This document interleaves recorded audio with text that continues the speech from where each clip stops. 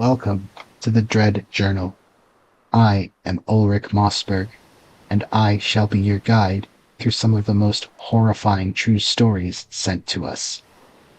These stories are not urban legends, myths, or tall tales. They are true testimonials sent to us by those who have worked on oil rigs.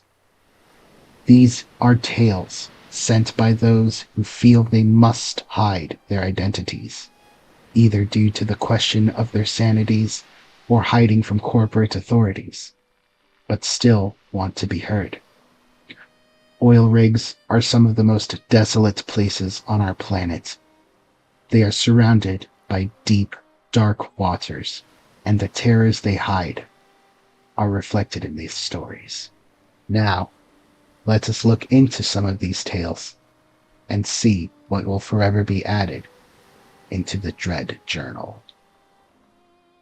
I'm glad I'm finally able to tell this story. I've tried sharing it with other people in the past, but nobody believes me. Hell, it's hard for me to believe it myself sometimes. Still, if I don't tell it, then that means it'll haunt me forever. Hopefully now, I can use this as a means of letting it go. My name is Ray, and I've been running supply boats in the Gulf of Mexico for 18 years. In that time, I've delivered everything from drilling mud to birthday cakes, Christmas decorations to emergency medical equipment. Every offshore platform depends on supply vessels like mine to survive. We're the lifeline that connects these isolated industrial cities to the mainland. On the open sea, supply ships are the crucial link for offshore platforms. We deliver everything: food, tools, equipment, you name it, everything that a rig needs to keep running. Every item is logged in triplicate, every request cross-checked against approved requisition lists, every manifest signed and countersigned by both delivery and receiving personnel. Paperwork is sacred in this business because when you're 200 miles from shore, missing supplies can mean the difference between routine operations and serious emergencies. But what happens when the orders don't make sense? What happens when a supply ship receives requests for equipment that hasn't existed for decades, from rig positions at official charts shows nothing but empty ocean? This is the story of the manifests I saw and how they nearly cost me my sanity. I worked for a helicopter charter company based in Louisiana that handled crew transport, cargo, and delivery for dozens of offshore platforms throughout the region. My aircraft was a 180-foot offshore supply vessel configured for mixed passenger and cargo operations with a range that could reach the deepest drilling sites in the Gulf. The company I worked for handled supply runs for dozens of platforms throughout the Gulf. Our dispatch center in Morgan City coordinated hundreds of deliveries quickly, tracking everything from 10,000-pound cement mixers to cases of hot sauce requested by specific rig cooks. The system was computerized, cross-referenced, and audited constantly to prevent theft, waste, or delivery errors. Everything was by the book, which is why the first unusual order caught my attention immediately. It was a Tuesday morning in March when I received the manifest that would change everything. Among the standard requests for drill pipe, safety equipment, and groceries was an item that made me do a double take: 20 rotary dial telephones, complete with installation hardware and vintage handsets. Not satellite phones, not digital communication equipment, not modern handsets.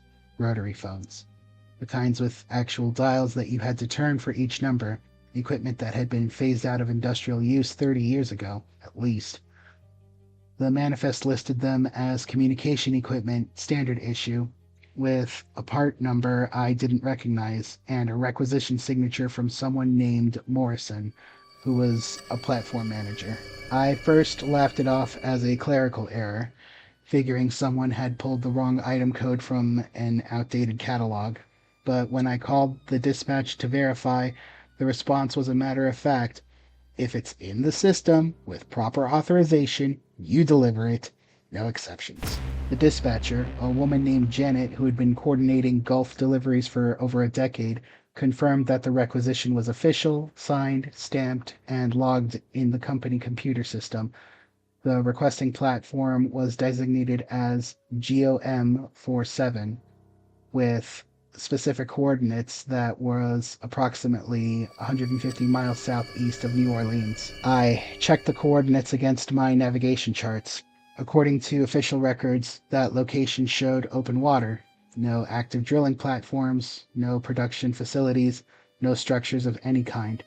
But the manifest was legitimate, the signature was properly authorized, and maritime logistics had a strict policy about questioning customer requests. Platform positions change, Janet explained when I mentioned the coordinate discrepancy. They move these rigs around for different drillings. Your job is delivery, not navigation verification. So, I loaded the rotary phones along with the rest of the cargo and set course for the designated coordinate. The voyage out was routine until we reached the general area specified on the manifest. My GPS showed we were at the correct position, but there was nothing visible except the endless blue-green water of the deep gulf. I circled the coordinates for an hour, scanning the horizon through binoculars, checking and rechecking our position. Then, through the haze that perpetually hung over the Gulf waters, steel structures began emerging like a mirage, resolving into solid reality. First, the top of a derrick, then the outline of living quarters, then the complete superstructure of an offshore drilling platform, exactly where my navigation systems confirmed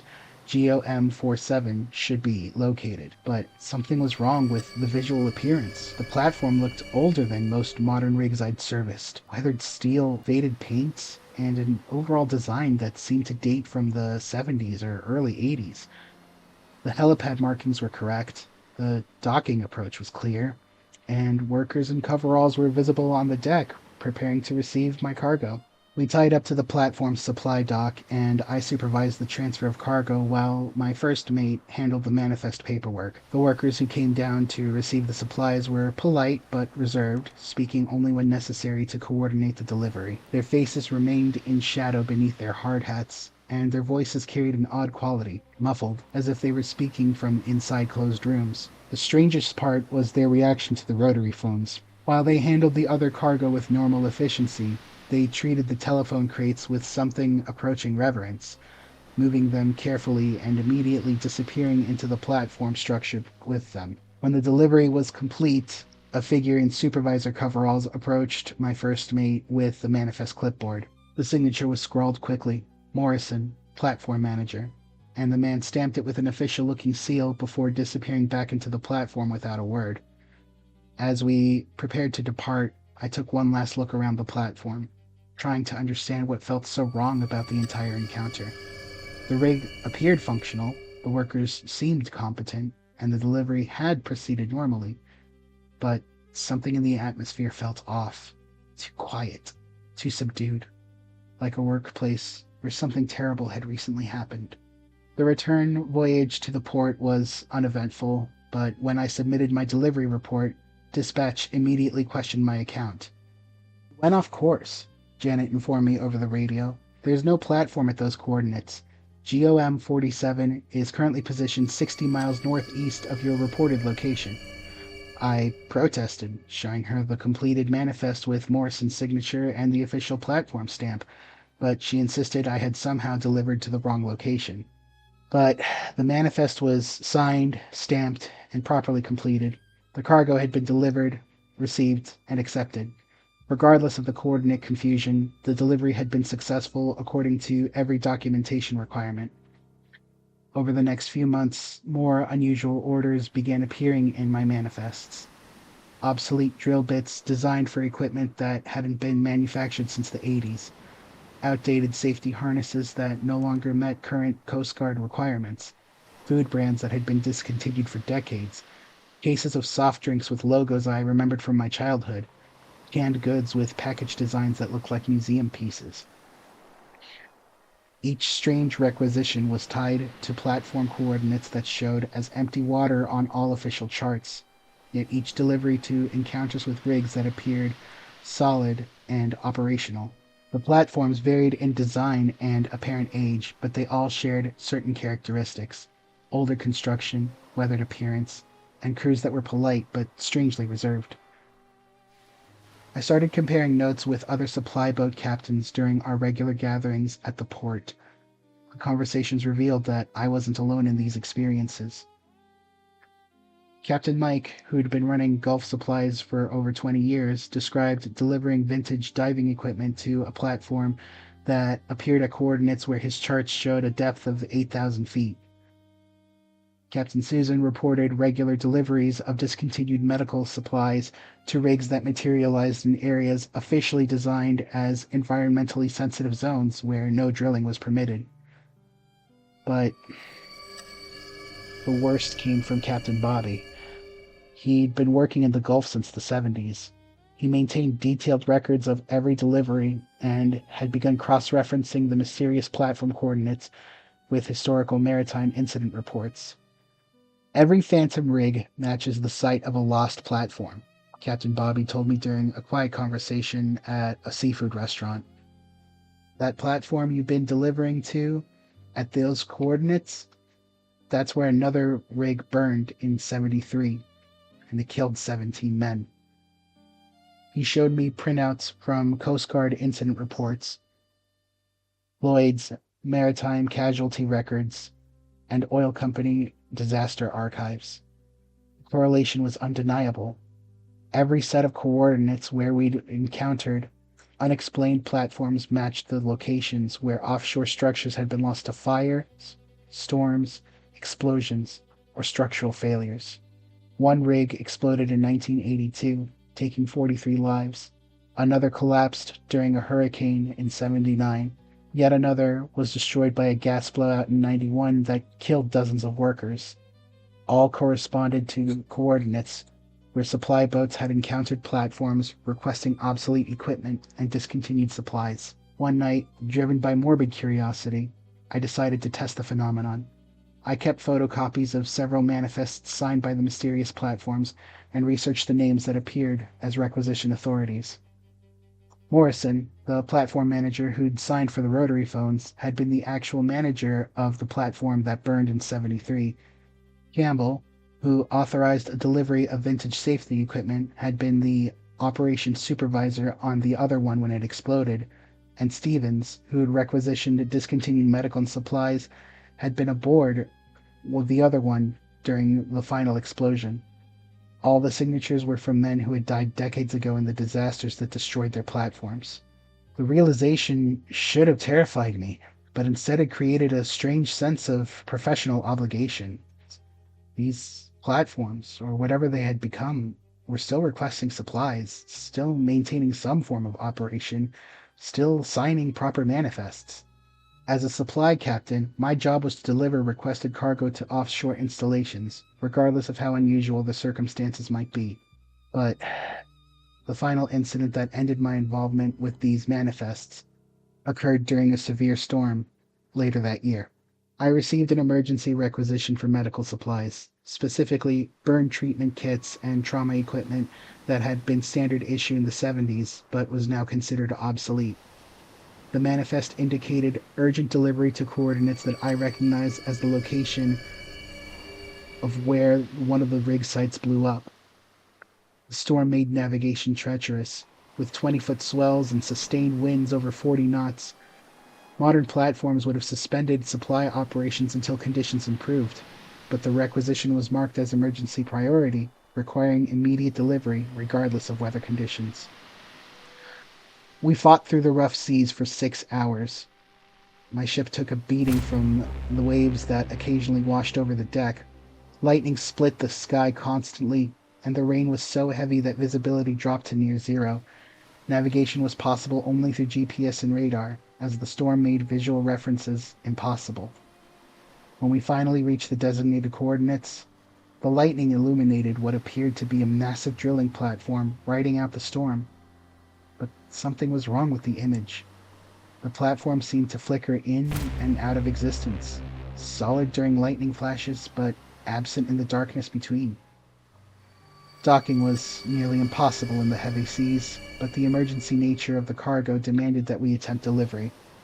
As we fought to secure lines to the platform's supply dock, another lightning flash revealed the structure clearly.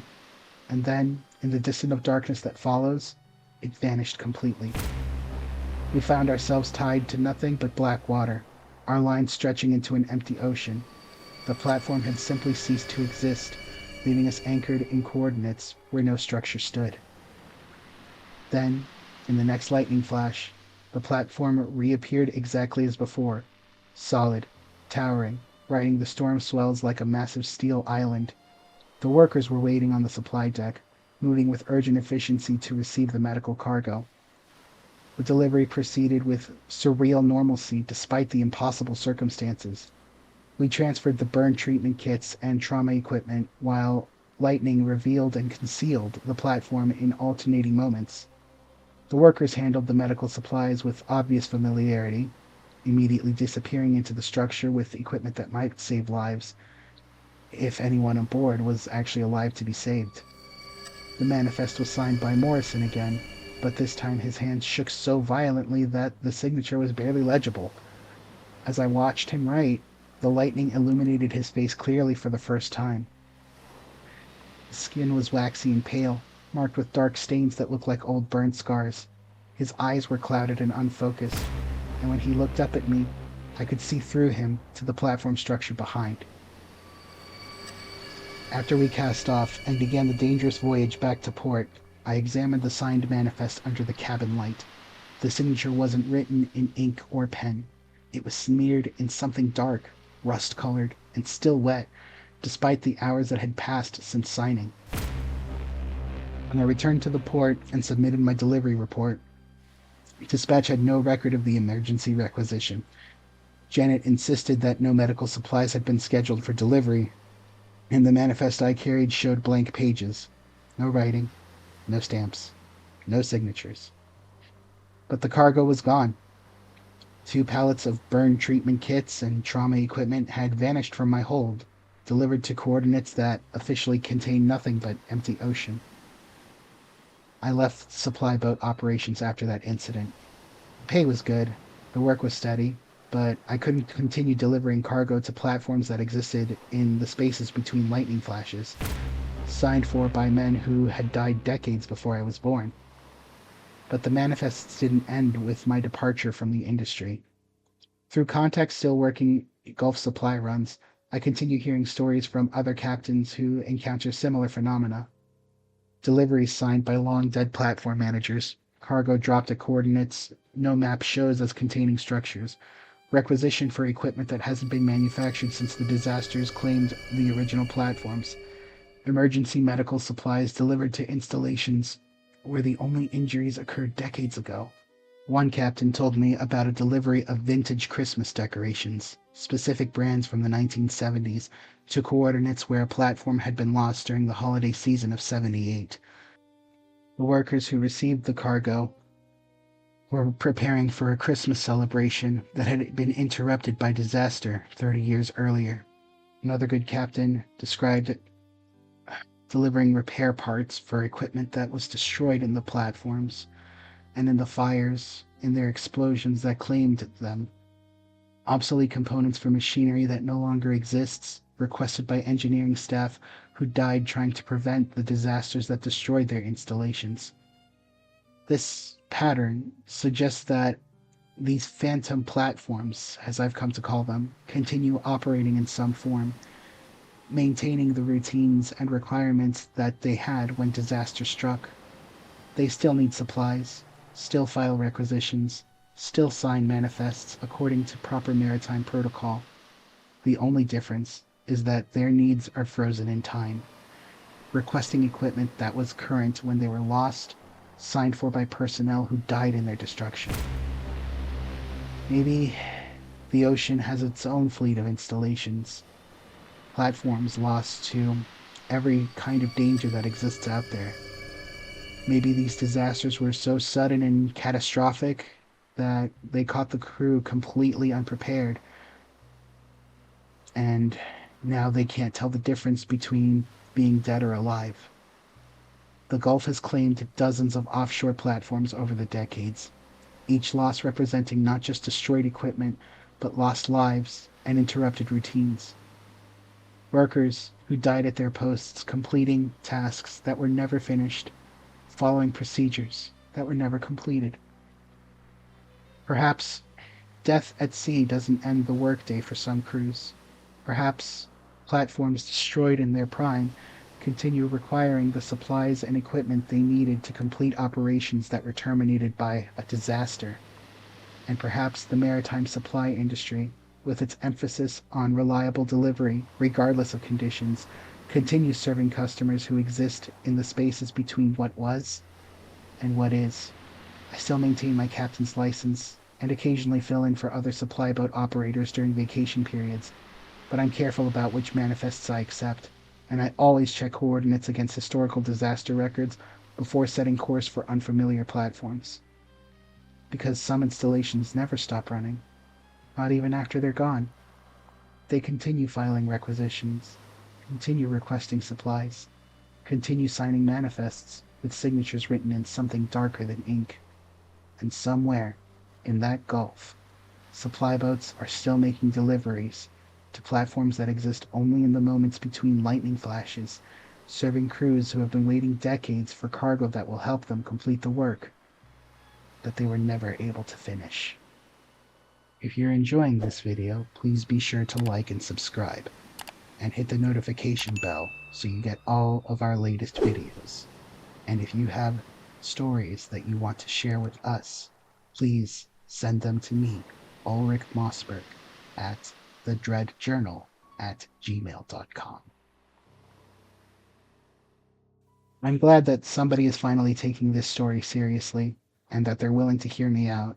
Even if it's just this YouTube channel, then I'll take it. At this point, I just need somebody to know about this. My name is David, and I've been a drilling systems technician for 11 years, specializing in pressure monitoring and well control systems. I've worked on platforms from the North Sea to the South China Sea, but nothing in my technical training prepared me for what I encountered on Deepwater Meridian during the autumn of 2020.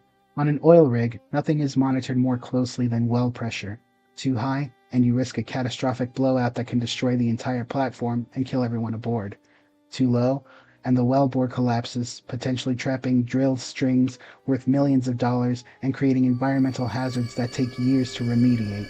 Pressure readings are precise, measured in pounds per square inch down to the decimal points, monitored continuously by multiple redundant systems, and treated with the kind of respect usually reserved for nuclear reactor controls. So what happens when the instruments show numbers that violate the laws of physics? Readings that no geological reservoir could ever produce, from wells that official drilling records show were never penetrated.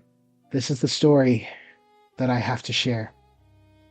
It's from the impossible pressure readings that drove me away from offshore work forever.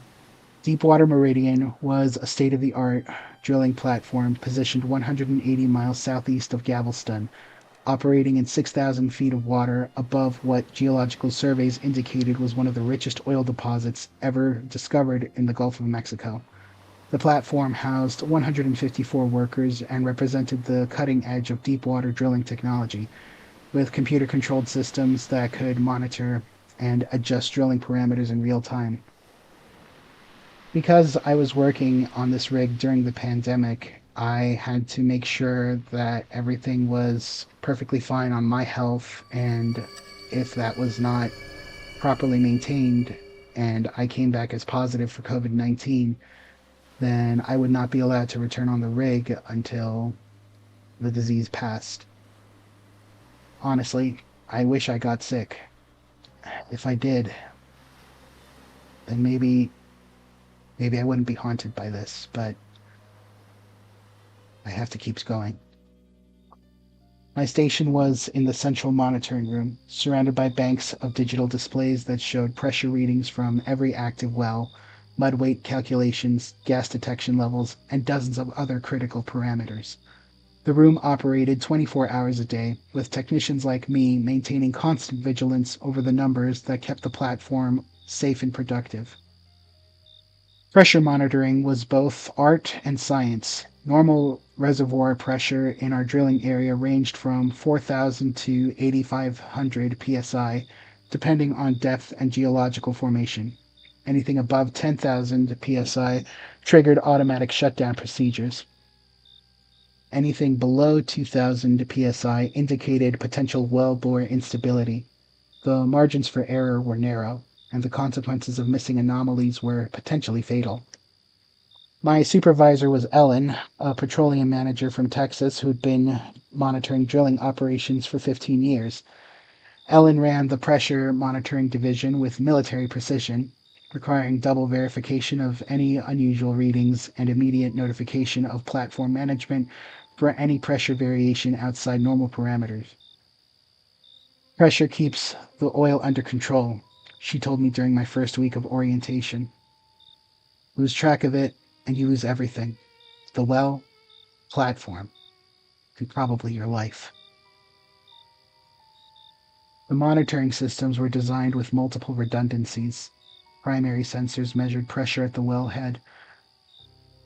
Secondary sensors monitored conditions in the drill string, and tertiary backup systems provided independent verification.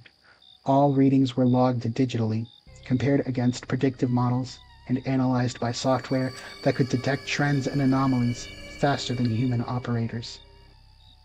It was during a routine night shift in October that I first encountered the readings that would haunt my nightmares or dreams afterwards. I was conducting the standard midnight systems check, scanning through pressure readings from all active wells, when I noticed something that made me freeze at my workstation. Well A7, our primary production well, was showing pressure readings of 47,000 psi, a number so impossibly high it should have destroyed every component in the drill string instantly. At that pressure level, the steel pipe would have ruptured like a balloon. The blowout preventer would have been overwhelmed and destroyed. The entire wellhead assembly would have been blown apart with explosive force that would have been audible throughout the platform.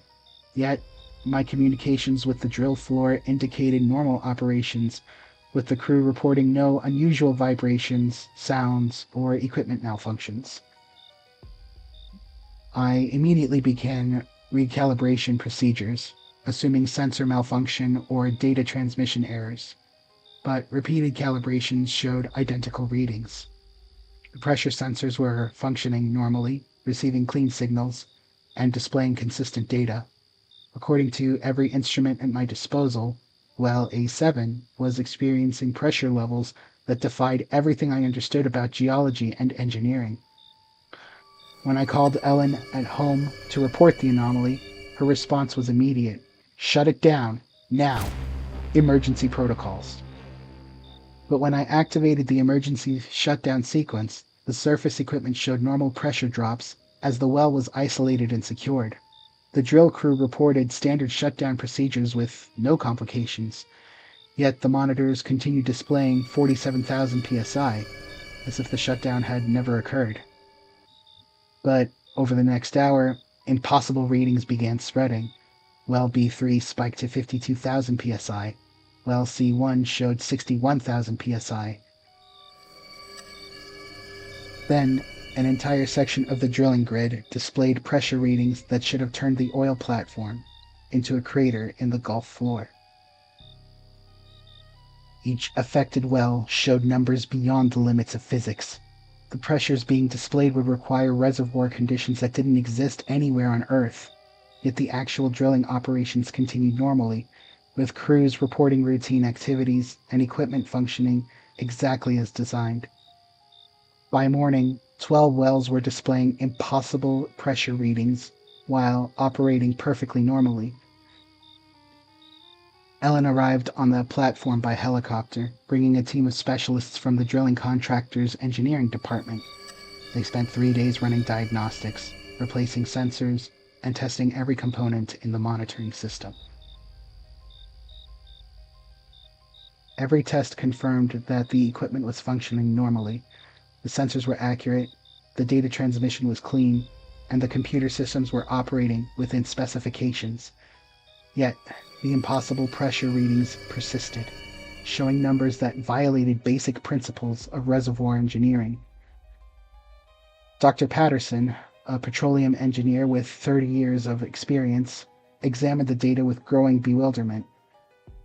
These readings would require reservoir pressures equivalent to the Earth's core, he told Ellen during a private meeting I overheard. Geological formations at this location couldn't sustain 1% of those pressure levels. That's when Ellen made a discovery that changed our understanding of the situation entirely. She overlaid the anomalous pressure readings onto a grid map of our drilling coordinates and compared them against our official well survey data. The pressure readings weren't coming from our active wells at all. They were originating from coordinates where no drilling had ever been conducted according to our records. The monitors are reading pressure sources beneath the seabed that don't correspond to any wells we've drilled, Ellen explained to the platform's management team. It's as if these active wells are just not showing up in our drilling logs. Dr. Patterson suggested that we might be detecting natural gas or oil seeps from undrilled geological formations, but the readings were too precise and consistent for natural phenomena. The pressure signature showed the characteristics of active drilling operations, controlled, monitored, and managed according to standard industry practices. I volunteered to research historical drilling records for our operational area, hoping to find some explanation for the mysterious pressure sources. What I discovered in the archives kept me awake for 3 days straight. Every coordinate showing these phantom pressure readings corresponded exactly to the location of a catastrophic drilling incident from previous operations. Wells where blowouts had killed entire crews, platforms destroyed by uncontrolled pressure releases, drilling disasters that had become cautionary tales throughout the industry.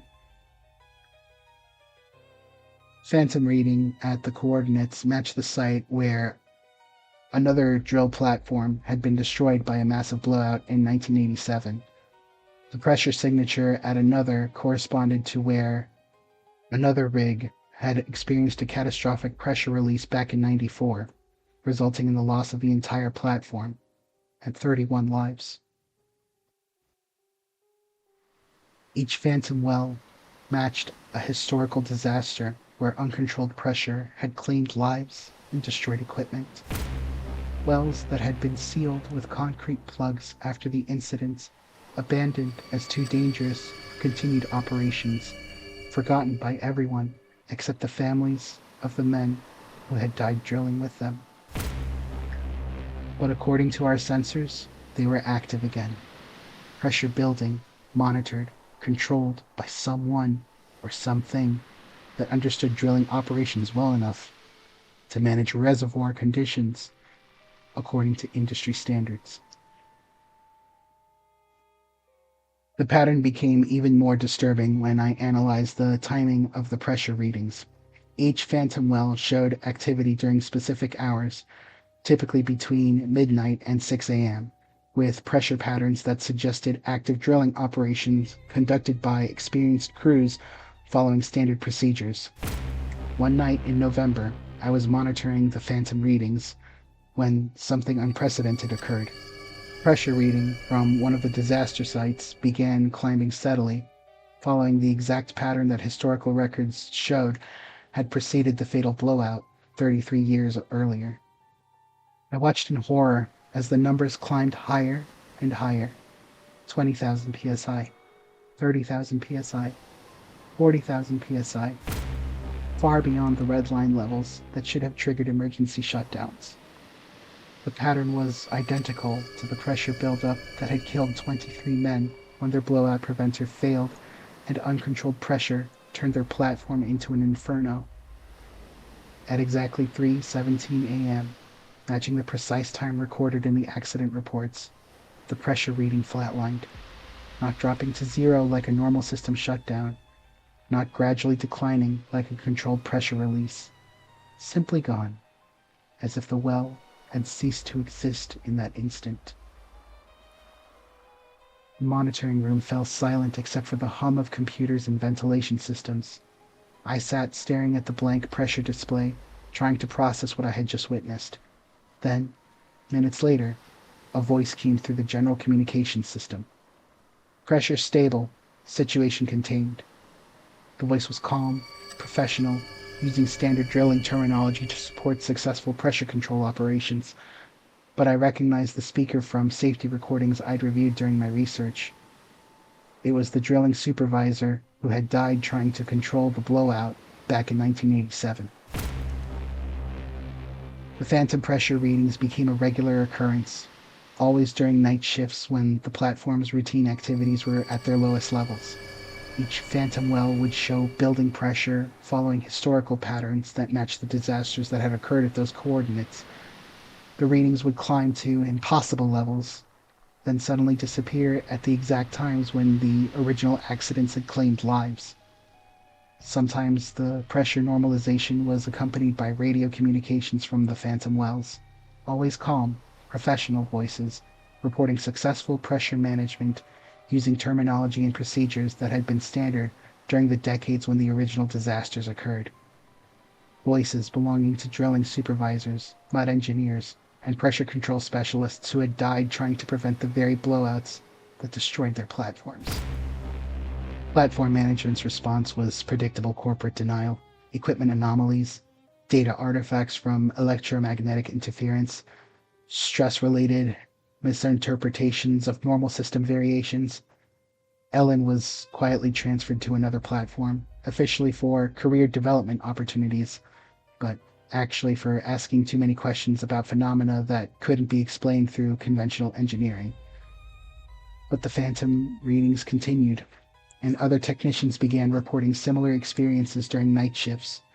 Pressure buildups from wells that didn't exist, managed by crews that had died decades earlier, following patterns that replicated the final hours of platforms lost to drilling disasters. The final incident that convinced me to leave offshore work occurred during a severe storm in December. High winds and heavy seas had forced the platform into emergency mode, with all non-essential personnel evacuated and drilling operations suspended until conditions improved. I was alone in the monitoring room during the storm, maintaining watch over our secured wells and emergency systems when every phantom pressure reading activated simultaneously. All 12 phantom wells showed climbing pressure, building according to the historical patterns that had preceded the respective disasters. The monitoring displays came alive with numbers that defied physics, pressure readings that should have destroyed every piece of equipment on the platform. Warning alarms screamed, emergency lights flashed, and automated systems began attempting to implement shutdown procedures for wells that didn't officially exist. Then, at the peak of the storm, all the screens went black. Complete system failure. Total loss of monitoring capability. For several minutes, I sat in darkness, listening to the wind and rain, while backup power systems struggled to restart the computers. When the monitors finally rebooted, words appeared across every display simultaneously, typed in the standard font used for system messages. Pressure released. I braced for the explosion, the structural failure, the catastrophic destruction that should have followed the release of impossible pressures. But nothing happened. The platform rode out the storm normally, with no equipment change or casualties. Hours later, the Coast Guard reported unusual ocean conditions in our area. Massive underwater currents moving against normal patterns, deep water temperature anomalies, and seismic readings that suggested significant geological activity on the ocean floor. Waves were moving against the prevailing winds, creating dangerous cross currents that posed navigation hazards for vessels throughout the region. When our monitoring systems were fully restored, all phantom pressure readings disappeared. The 12 phantom wells showed no activity, no pressure signatures, no indication they had ever existed. Our displays showed only the legitimate wells we had actually drilled, all operating within normal parameters. But when I plotted the locations of the phantom wells on a navigation chart, they formed a perfect circle within Deepwater Meridian, positioned at the exact center. 12 disaster sites surrounding our platform like the points of a clock, each representing lives lost to uncontrolled pressure during decades of Gulf drilling operations. I submitted my resignation the following week and accepted a position with a land-based drilling company in West Texas. Ellen had already left offshore work, taking a job with an environmental consulting firm that specialized in abandoned well remediation. Dr. Patterson retired early, citing concerns about his health that he never specified, but everyone understood due to his age. The official incident reports attributed the monitoring anomalies to electromagnetic interference from storm activity and temporary system malfunctions caused by power fluctuations. Deepwater Meridian continued normal operations, with new technicians hired to replace those who had requested transfers to other platforms. But through the people that I still talk to from my time working in the Gulf, I keep hearing reports of similar phenomena on other drilling platforms. More of these phantom pressure readings from wells that don't exist, controlled by crews that died, venting the disasters that claimed their lives. Monitoring systems that detect activity from coordinates where platforms were destroyed by the very pressure buildups that are now being managed by the ghosts of their victims. The pattern suggests that drilling disasters leave more than environmental scars on the ocean floor. They create some form of persistence, a continuation of operations by crews who died at their posts, trying to control pressures that ultimately overwhelmed their equipment and training. Maybe pressure doesn't just measure current geological conditions. Maybe it measures the accumulated weight of every drilling operation that ever penetrated those coordinates, or every drilling disaster that occurred when pressure exceeded the limits of human control, every life lost to the unforgiving mathematics of reservoir engineering. I still work in pressure monitoring, but only onshore where the wells are shallow and the pressures are manageable. Sometimes when I'm calibrating instruments or reviewing pressure data, I think about those impossible readings and wonder what they represent. Were they attempts by the drilling crews that passed to complete their procedures, but they never finished? I can't even bring myself to fathom what that could be. The Gulf continues producing oil and gas from thousands of active wells, supported by platforms that represent the cutting edge of drilling technology. But beneath those modern operations, phantom wells may still be active, managed by crews who died, learning that some pressures can't be controlled, only endured. Deep beneath the Gulf waters, pressure continues building in wells that were sealed decades ago, monitored by men who died trying to prevent the disasters that claimed their platforms. And sometimes, on storm-swept nights, when monitoring systems push the limits of their capabilities, those phantom operations briefly resurface on displays throughout the region. For those who are in my line of work, if you ever find yourself in the Gulf, remember this, for your own sake. Some wells never stop producing. Some crews never stop trying to control pressures, because that's what destroyed their platforms and took their lives.